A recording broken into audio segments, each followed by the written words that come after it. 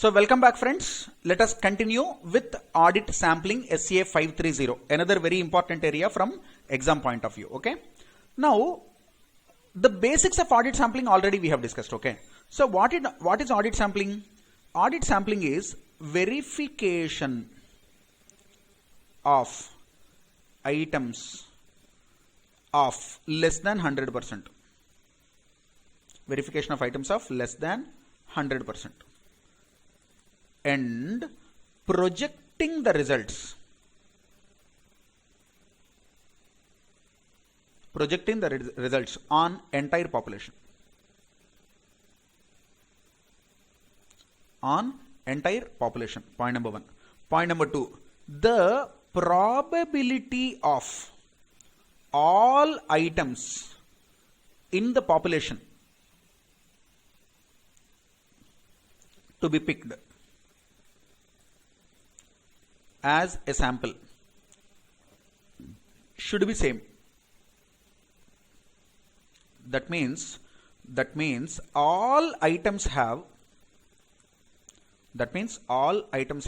same probability of getting picked. Same probability of getting picked. If this is not there, you cannot say that it is sampling. Okay. For example, your auditor called you and your auditor said, hey, go to X Limited, out of 12-month transactions,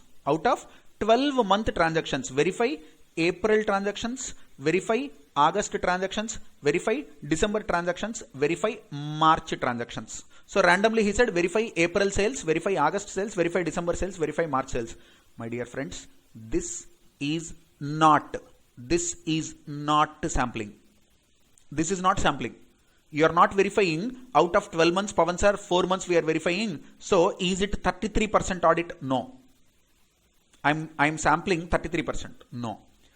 Out of 2000 vouchers, every voucher should have a chance of being picked. If you look this arrangement, consider September. September voucher cannot be picked in this. How can this be sampling? This is called selected verification, selected examination. This is called selective examination.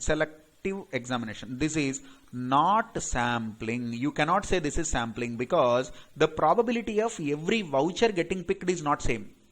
The probability of April vouchers is 100%. The probability of May voucher is 0. This is not sampling. Now, see, this is my population, okay?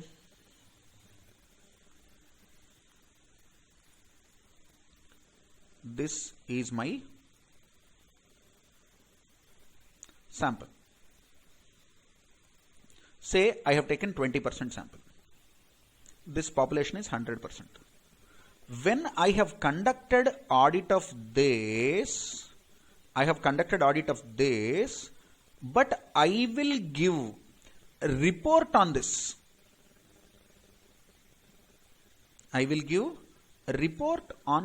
So I cannot give report on sample. Remember, after sampling, you cannot give report on sample.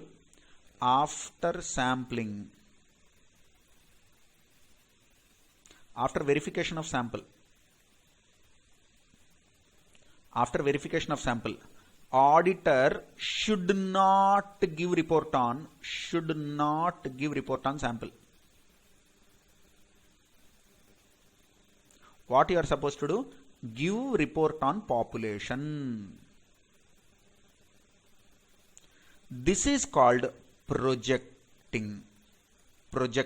So you are projecting the results of 20% on the remaining 80%. That is the reason the error here is called projected error.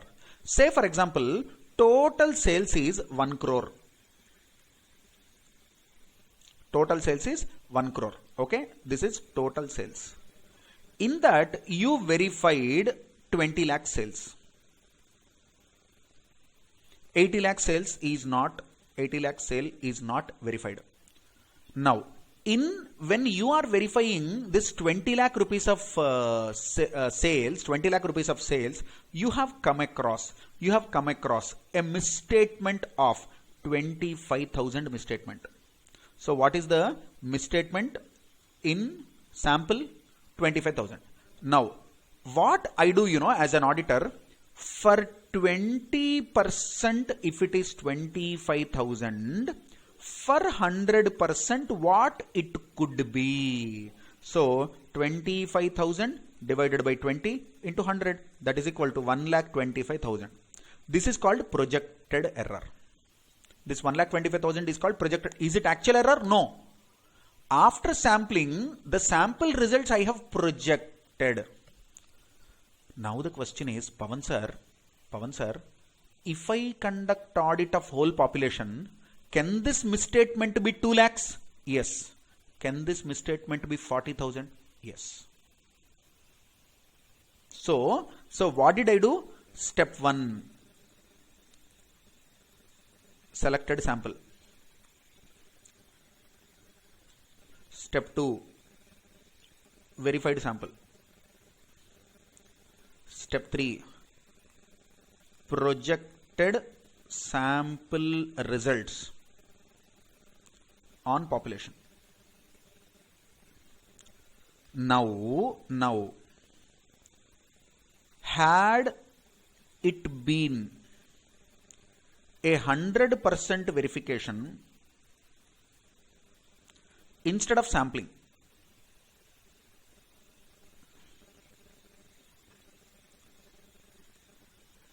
will I get the same results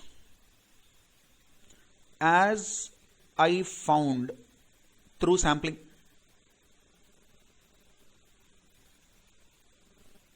So what is the question? I have done sampling, okay, but I am just imagining, had it been a 100% audit instead of sampling, would I still end up with same audit conclusions? The answer can be yes, or the answer can be no. If the answer is yes, sampling is highly effective.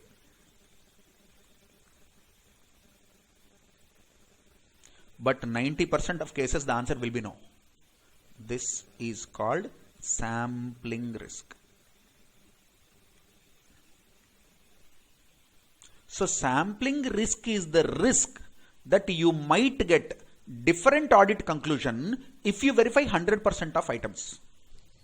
What is sampling risk? Sampling risk is the risk that you get different audit conclusions if you verify 100% of items. There is a possibility, no?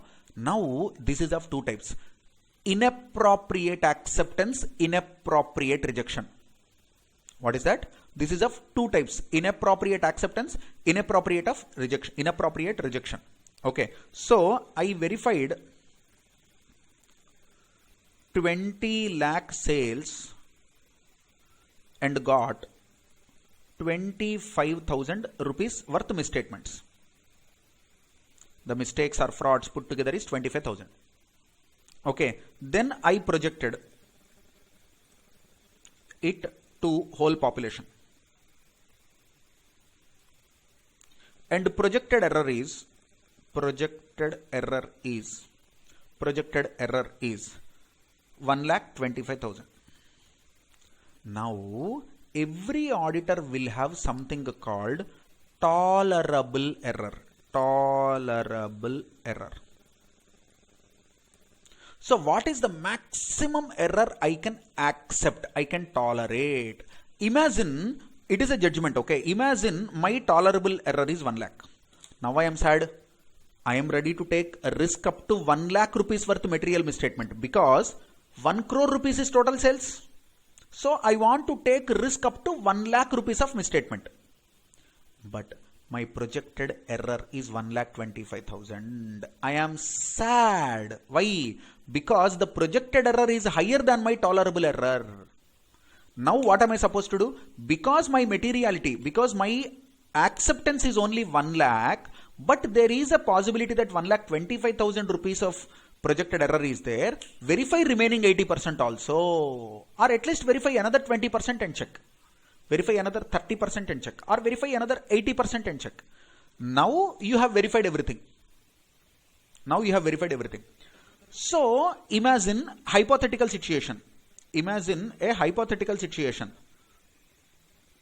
Imagine a hypothetical situation. What is this? If 100% is verified now, the actual misstatement may be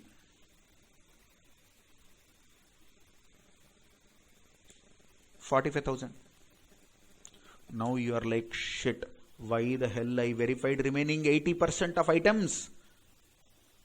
Waste of time. Waste of time. That means this sample has given you one error, no, projected error. That was put in magnifying glass, and more than the actual error, the sample has given you error more than the actual error. So if total misstatement is actually 45,000, when you verify 20% of sample, you should have ended up with only 9,000 material misstatement, 20% of 45,000, but you got 25,000.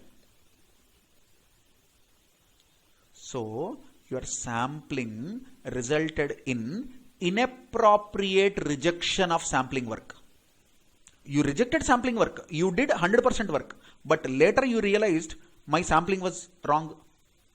So that is increasing your burden of work. You are doing more work. Now what you have done, where there are no material misstatements, you thought there are material misstatements and you started working more and more and more and more. Headache. Audit work increased. So here what happens? Sampling resulted in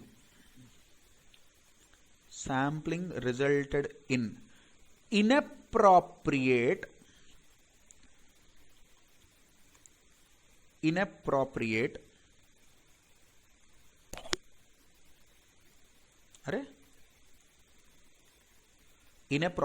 rejection of sampling work.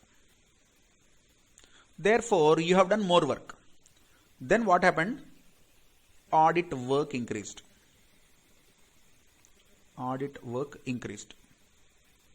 Which is a waste. Audit work increased. Now imagine the actual misstatement may be 3 lakh rupees. But you projected only 1,25,000. So here what happened? Sampling resulted. Imagine your tolerable error is, say, your tolerable error is 2 lakhs. Or your tolerable error is 1,50,000. When you got 1,25,000, you are happy and you accepted sampling. Sampling resulted in inappropriate acceptance.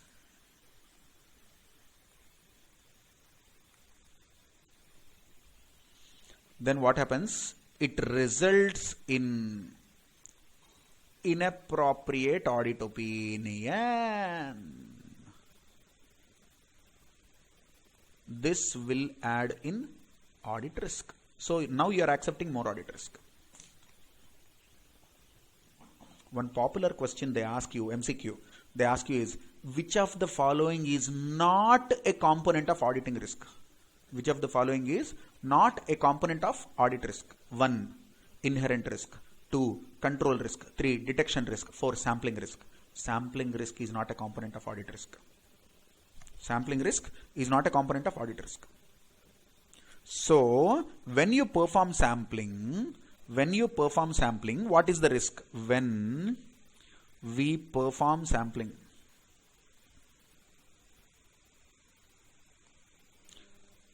tests of controls, there is a possibility that we may trust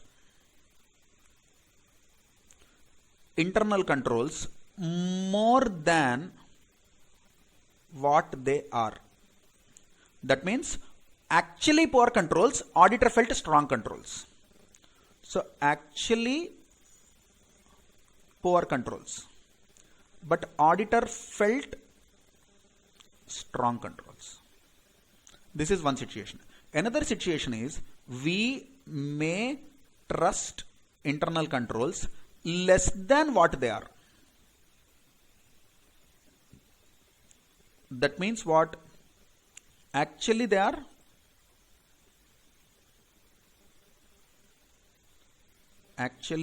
are strong, but auditor felt they are poor. So again, what is the risk here? Here, audit risk, inappropriate acceptance.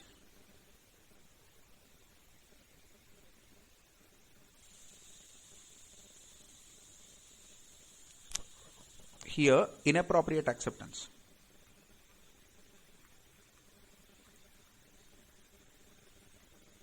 Audit risk.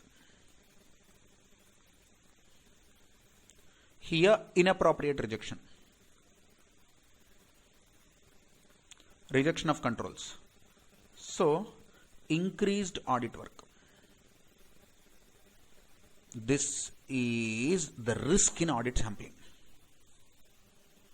You understand? This is the risk in audit sampling. Oh my God. So that is what here I have given. Read the chart. This is what I have explained you till now.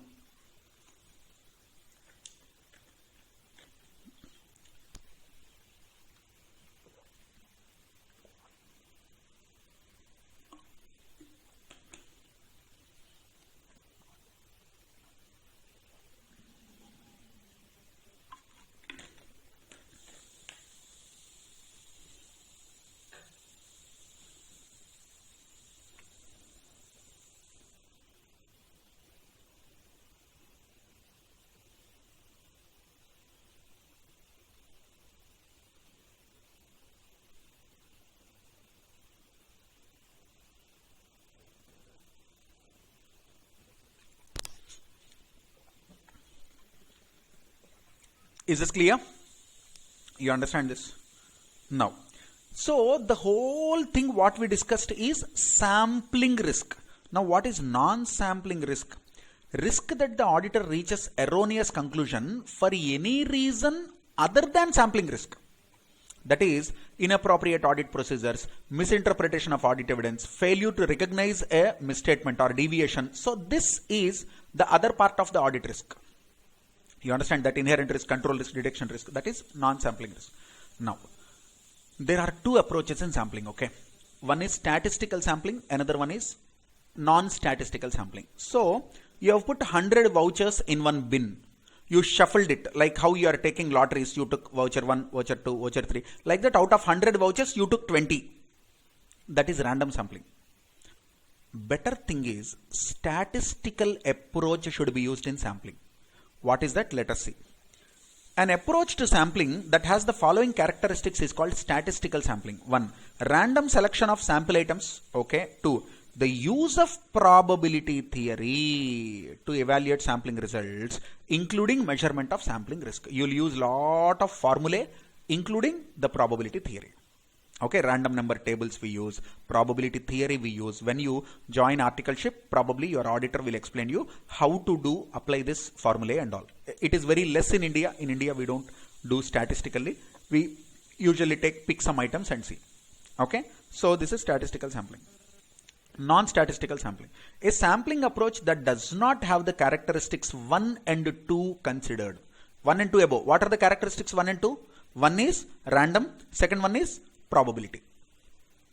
Anything other than the two is called non-statistical sampling. And one of the best ways of doing sampling is stratification. When you do stratification, it is called stratified sampling. When you stratify the data and then you apply sampling, it is called stratified sampling, which is one of the most effective ways of conducting sampling. One of the most effective ways of conducting sampling. What is that? Let us see. Take the whole data. Take the whole data. Okay. Classify it into various intervals. various intervals or classes, scales. Classify it into various scales, various intervals, various classes. Each part is called stratum. Each part is called stratum. Then apply sampling on it. How? Say for example, there are 100 sales invoices. Okay, verifying 20 out of 100 is sampling. So you put all the 100 vouchers in a bin, shuffle them, take 1, 2, 3, 4, 5, 6, 7, 8, 9, 10 like that, 20. That is also sampling. But the problem is when you picked one sale, 10 rupee sale voucher has come, 10 rupee sale item. And in the remaining 80, there is one sale item where the single invoice is 25 lakhs. So 25 lakh rupees worth sale invoice skipped the audit. 10 rupees valued sale invoice is selected for the audit. Don't you think it is stupidity? So categorize this 100 into serial number, serial number or category. Category 1, category 2, category 3, category 4. Then what you are doing is up to 100 rupees, up to, a monetary value, up to rupees 100, up to rupees 1000, 100 above to 1000. Say here 1000 to 10,000, 10,000 and above. So like this you categorized sales. Now what happened? Out of your total 100, there are only 4 sales invoices where you sold goods more than 10,000. Consider a provisional store, a normal provisional store roadside throughout the year. Do you think there will be one customer came once and purchased more than 10,000? Possible, but very less number of cases. Up to rupees 100, so many people will come. No, imagine this is 65. Then imagine this is 20, 65, 75, 85, 86, 87, 89, 88, 89. That means this is 11. Correct? Correct. Now what we do is verify 100% here. So 4 vouchers will be verified. Okay, verify say 50% here. Imagine approx it is 5 vouchers. Approx 5.5, take it is 5 vouchers. So verify 20% of this. 4 vouchers. Verify 10% of this. Okay, imagine 7 vouchers. Now don't you think it is 20? So say this is 6. No, same, correct. 7, yeah, exactly, correct. So the same 20 vouchers you verified, but how effective this will be, because there will be no mistake here. And you are covering major values. So if you observe how much you covered, you might have covered, see here the probability is you have covered 20%. So out of 1 crore, 20 lakhs covered. Here same 20% vouchers, maybe who knows, 60 to 70 lakh sales covered. So this is an effective way of conducting sampling. So what is stratified sampling?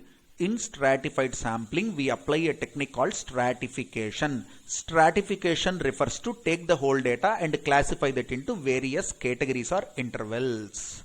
So each category is called a stratum. Out of the stratums, first go to the high value, low frequency items, ABC analysis. High value, low frequency items, verify them completely. Then next high value, low frequency, maybe little lesser percentage. The first category you verified 100%, second category maybe 50%, then maybe 25%, then maybe 5%, 2%.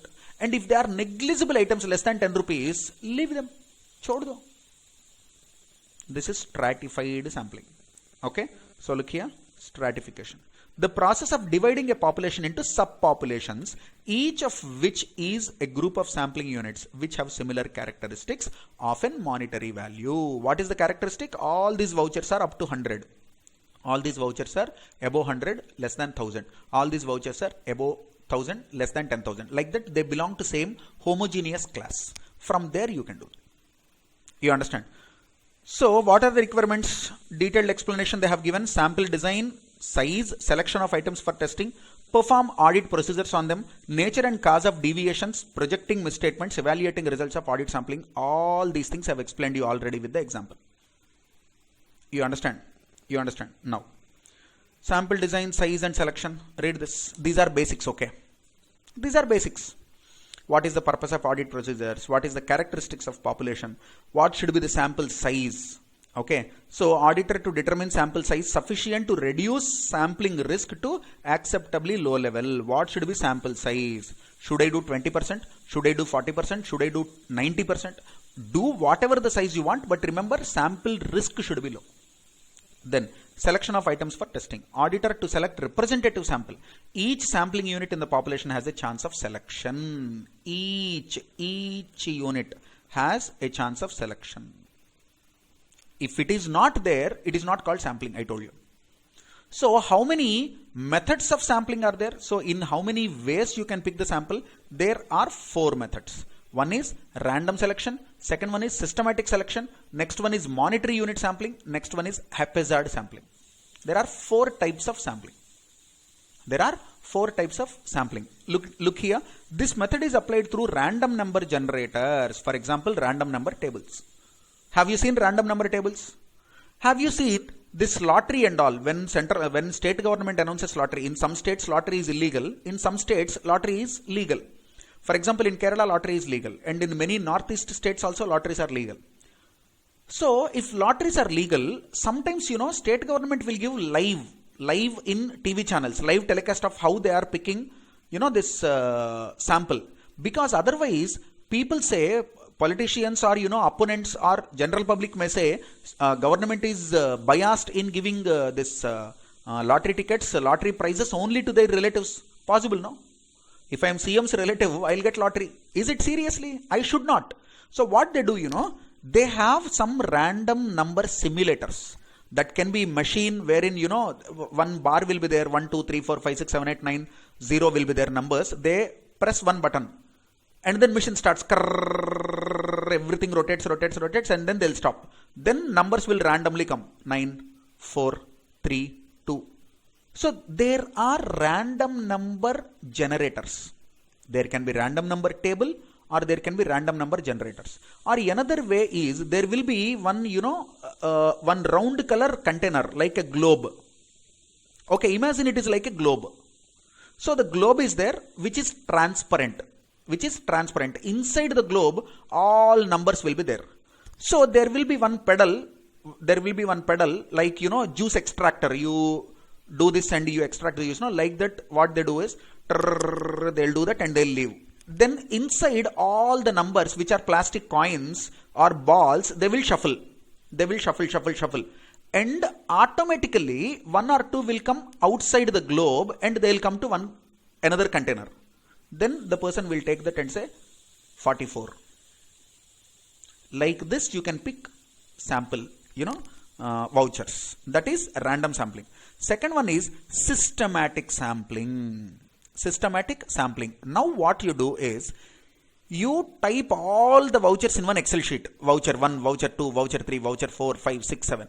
Now you can select every 20th item. Take 20, 40, 60, 80, 100, like that you can pick. Or every 10th item, every 5th item, every 50th item, like that you can take. You understand? Then systematic selection. In this method, the number of sampling units in the population is divided by sample size to give sampling interval. Very, very, very, very important. For example, 50. What is this? Total number of sampling units. How many are there? 100. In the population, 100 are there. Divide by sample size. How many you want to get? Say for example, you want to get 20. So imagine it like this. 1, 2, 3, 4 and so on 100. What is the sampling you want to do? 20 vouchers you want to verify out of 100. So calculate the interval. 100 vouchers divided by 20 vouchers. What is 100 vouchers? Population. What is 20 vouchers? Sampling.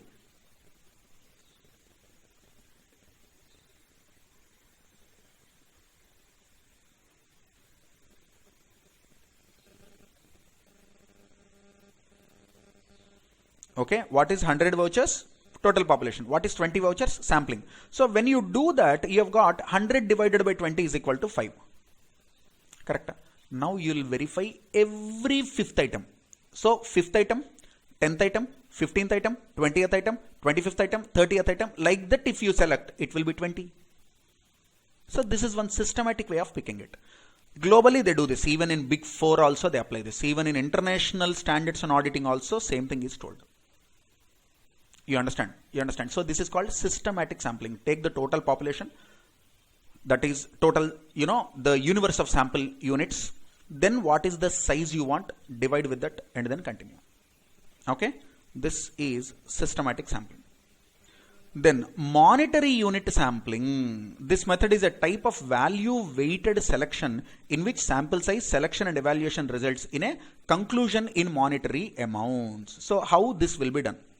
1, 2, 3, 4, 5, 6, 7, 8, 9, 10, like that, write all 100.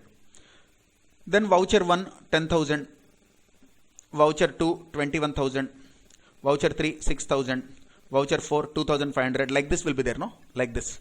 Now what you do is cumulative. Cumulative. So it starts with 10,000 and it can end with the total sales which is 1 crore. In our example. So you have cumulative 10,000 to 1 crore. In the interval, when it is touching 5 lakhs, 1 voucher. When it is touching 15 lakhs, 1 voucher. When it is touching 25 lakhs, 1 voucher. Like that, based on this monetary items also you can take.